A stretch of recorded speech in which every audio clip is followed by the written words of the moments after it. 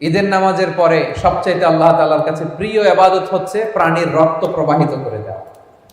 এবং বিষ্ণু ইসা ইসলাম বলেছেন কিয়ামতের দিন এই প্রাণী তার শিং, তার চামড়া, তার পশম নিয়ে বিশাল সওয়াবের পাহাড় হয়ে দাঁড়াবে। পড়েন আল্লাহু আকবার। এজন্য হুজ্জাজ বাইতুল্লাহ যারা হজে আছেন, আল্লাহ তাআলা তাদের হজকে কবুল করুন। আমরা যারা কুরবানি করছি, আল্লাহ তাআলা আমাদের কুরবানিকে কবুল করুন। এই কুরবানি এটা হতে হবে হালাল উপার্জন থেকে। ইন্নামা ইয়াতাকাব্বালুল্লাহু মিনাল মুত্তাকিন, তিনি শুধু মুত্তাকিদের পক্ষ থেকে কবুল করেন, হালাল থেকে তিনি কবুল করেন।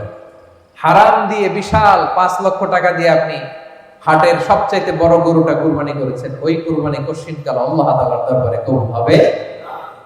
আর সামান্য কিছু অর্থের মালিক আপনি, একা একটা কুরবানি দেওয়ার সক্ষমতা নাই, হায়রে 7 জন মিলে ভাগে কুরবানি দিবেন, ওইটা আল্লাহর আরশে আগে কবুল হয়ে যাবে। এজন্য আমরা সবসময় হালালের সাথে থাকবো। কিসের সাথে? হালালের সাথে। হারামের সাথে আমাদের কোনো সম্পর্ক নাই। হালাল থেকে অল্প দান করলো এটাকে কবুল করে কে? আর হারাম থেকে কোটি কোটি টাকা দান করলো সে দান আল্লাহর দরবারে কবুল হয় না।